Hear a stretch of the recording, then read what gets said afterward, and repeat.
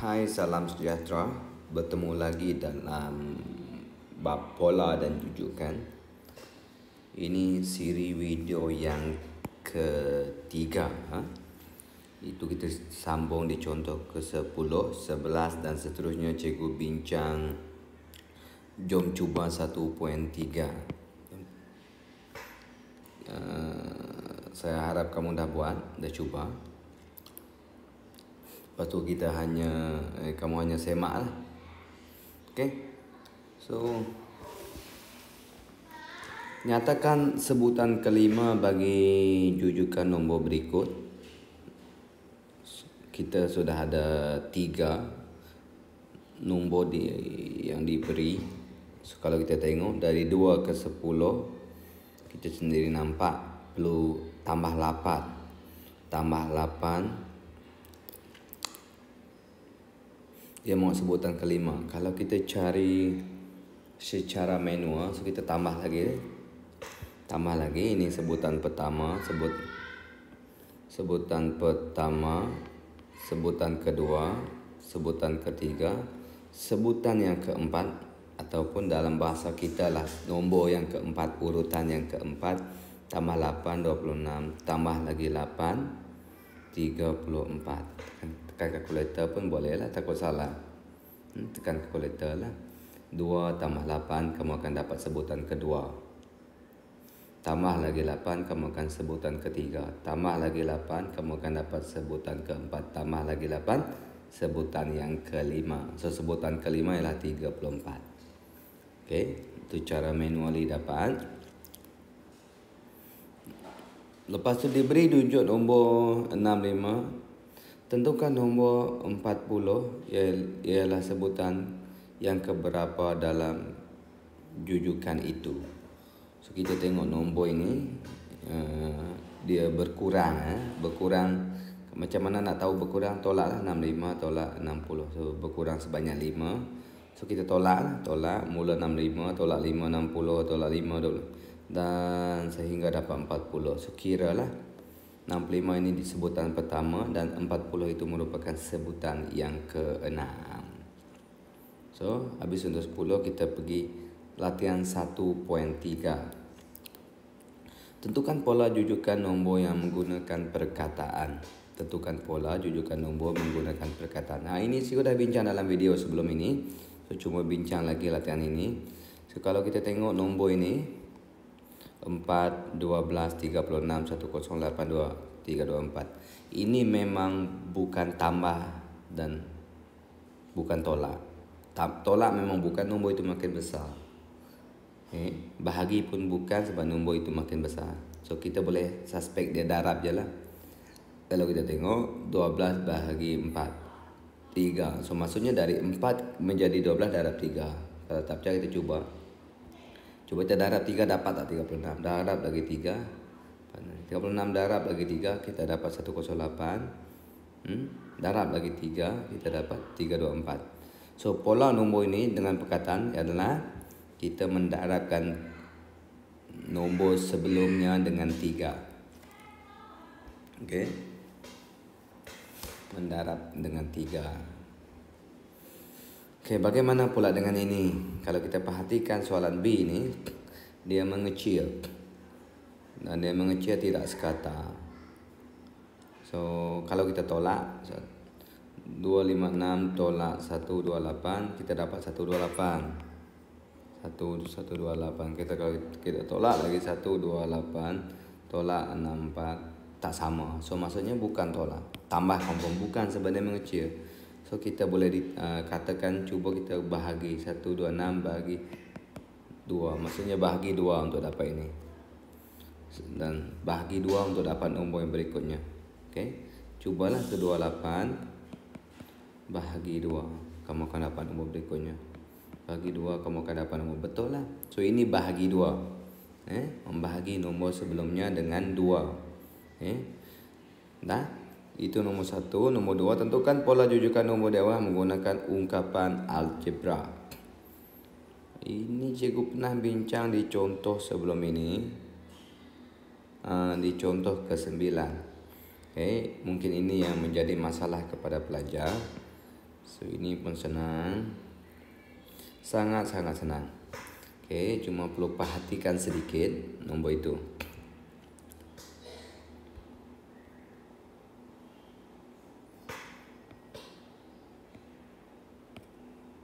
Tentukan pola jujukan nombor dewa menggunakan ungkapan algebra. So, kita soalan A ialah 2, 4, 8, 16. So 2 kita susun macam ni, 4, 8, 16. So bagaimana nak dapat nombor ini? Kita perlu ubah nombor ini seperti dalam contoh 9 yang cikgu bincang menjadi suatu seungkapan. Okay, bagaimana? So cuba kita tengok.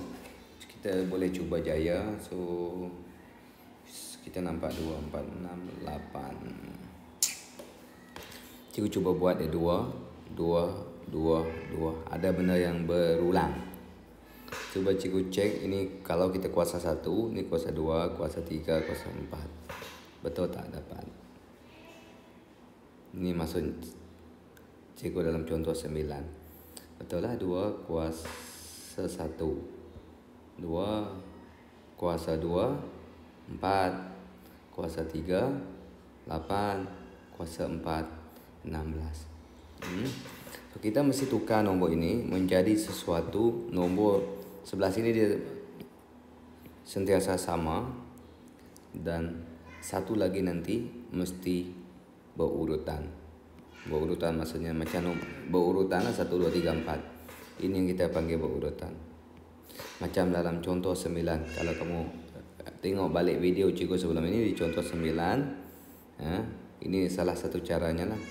Kita tukar 197533 kepada ungkapan di mana nombor-nombor lain harus sentiasa sama.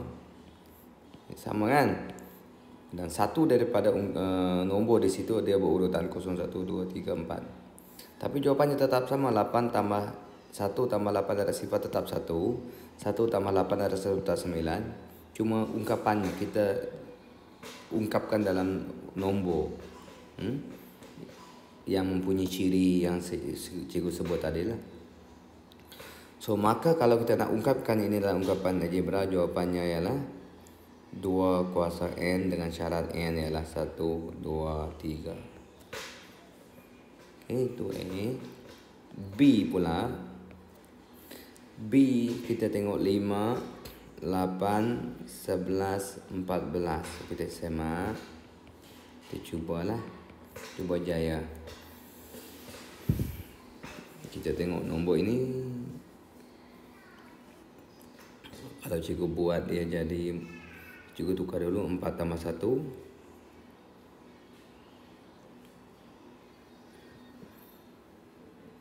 Ini 4 tambah 4 bolehkah? Kita cubalah. Ini 4 tambah 7. Tak dapat. Ini 4 tambah 10 tak dapat macam ni. So, kita cuba lagi. Kita cuba lagi. Macam mana? 5, 8, 11. Apa nombor yang dekat? Kalau kita tengok 4.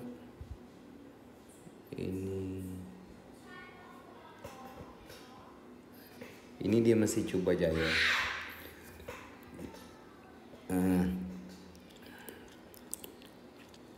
Kamu boleh buat apa saja.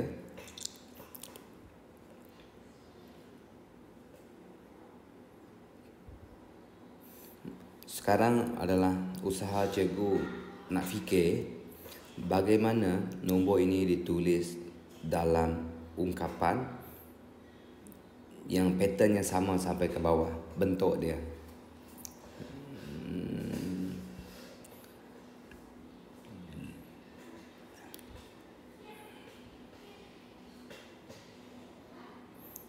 Ini tambah. Kalau kita tengok ini ke sini tambah. Ini tambah 3. Ini sini tambah berapa? Tambah 3. Ini pun tambah 3. So situ kita dapat nampak sikit. So So dia mungkin kita buat 2 tambah 3, 5 tambah 3, 8 tambah 3, 11 tambah 3.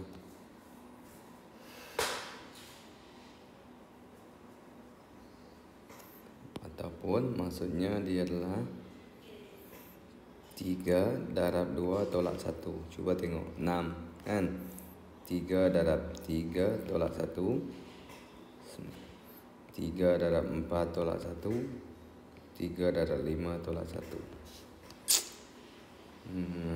Betul kan? So sekarang kita dah nampak pattern 3 darab 2 6 tolak 1 5. 3 darab 3 9 tolak 1 8, betul? 3 darab 4 12 tolak 1 11. 3 darab 5 15 tolak 1 adalah 14. Lepas cikgu tulis yang first tadi, cikgu terfikir untuk generate ini. So maka kita punya jawapan haruslah 3 yang berurutan itu tukar n, yang sama itu teruskan dengan syarat n mula dengan 2, 3, 4 dan seterusnya.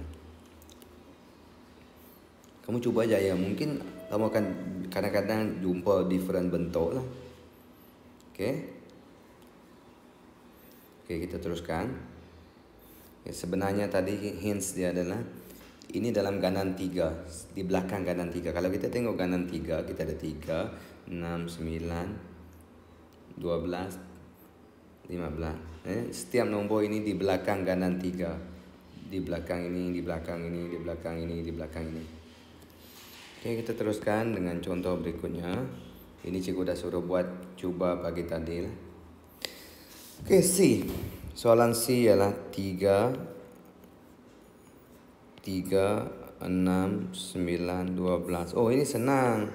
Okey, ini 3 darab 1, 3 darab 2, 3 darab 3, 3 darab 4. So jawapannya adalah 3n dengan syarat n adalah 1, 2, 3, 4 dan seterusnya. Dan yang terakhir ialah D.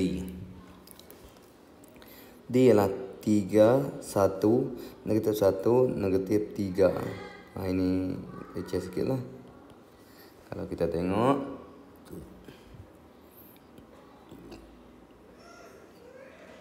tolak 2. Dia tolak 2. Tolak 2, tolak 2.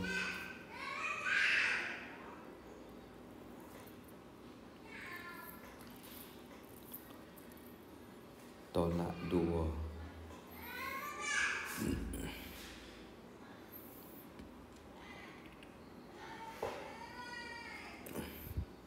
Macam mana mau buat dia tolak 2? Kalau kita tengok 3 tolak 2, bukanlah. Tolak 2 ke belakang ini tolak 2.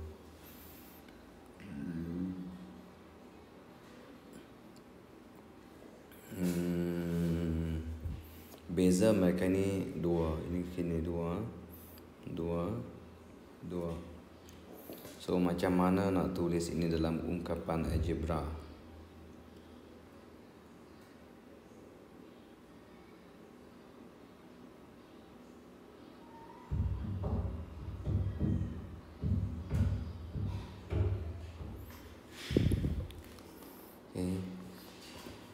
Cuba fikirkan macam tadi juga, macam kita buat B, D ni kita just cuba fikir.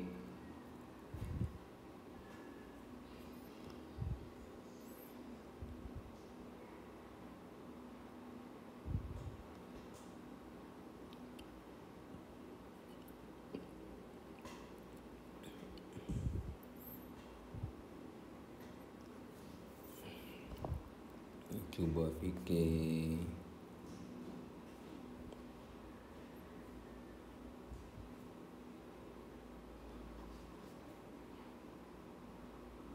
Bagaimana nak dapat dia? Tengok cikgu pun kena fikir. Semua orang kena fikir. Kalau tidak, tak dapat. Tidak boleh kita dapat terus-terus.